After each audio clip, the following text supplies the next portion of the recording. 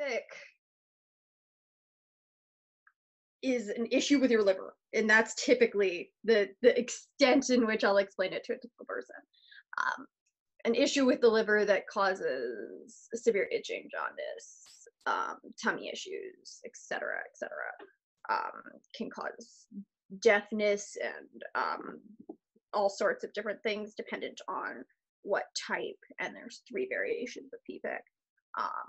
It is treated with lots of different medications, dependent on what works for the patient. But the pruritus is definitely the worst part. My diagnosis was a little bit different, to say the least.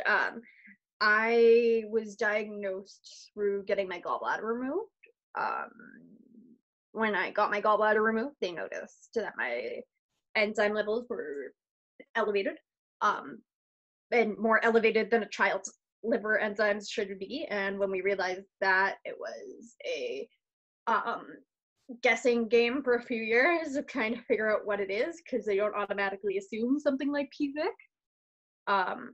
And they took a look, and they were kind of like doing lots of different tests. I've done almost a million and one hospital tests to get diagnosed, and then they told me when I was 12 or 13 that it was PFIC, and we sent some blood work and some genetic testing out to the US, and that all came back after a period of time, and that confirmed that it was PFIC. I'd never met anybody until this year who had PFIC.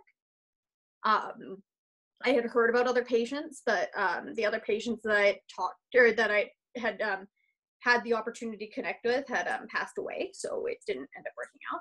And I didn't know of any advocacy organizations until my partner came across the PFIC advocacy group.